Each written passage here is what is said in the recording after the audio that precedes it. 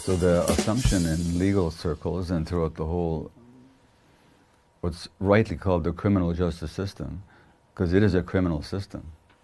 The criminal justice system, in its criminality, makes the utterly unscientific, unfounded, and false assumption that people choose to be addicted. Now, first of all, I've worked with severely drug-addicted people in Vancouver's downtown east side. The Western world's most notorious area of drug use, by the way, is in Vancouver's downtown east side. In my 12 years of work there, I met not a single female patient who had not been sexually abused as a child. Now, who the heck chooses to be sexually abused as a child? All the men had been severely traumatized in multiple ways. Who the heck chooses to be traumatized in childhood? The addiction, then, is an attempt to soothe the pain that's imposed by childhood trauma. Nobody wakes up in the morning and says, my ambition is to become a drug addict and break the law. I mean, think about it. It's a response to pain. Not only that, those traumatic experiences shape the brain itself, the physiology of essential brain circuits, in a way that'll bias that brain towards addictive behaviors, including with substances.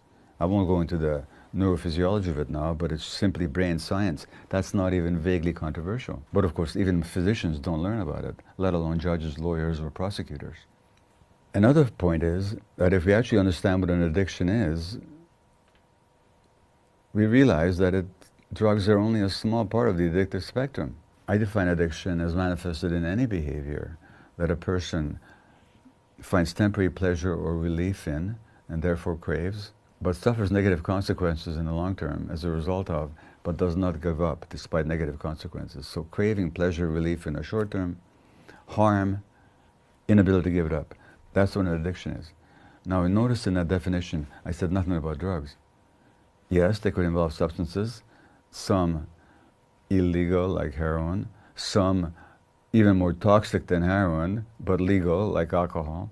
The definition also includes people who are addicted to gambling, to shopping, to eating, to work, to the internet, to pornography, to sex, to power, to a whole lot of other human behaviors. Why are we ostracizing a particular segment of the addicted population where virtually all of us in this particular stressful culture have some addictive patterns in our lives, or have had? So it's criminal. And this whole belief that addiction is a choice is so unscientific as it would be laughable if its consequences weren't so tragic.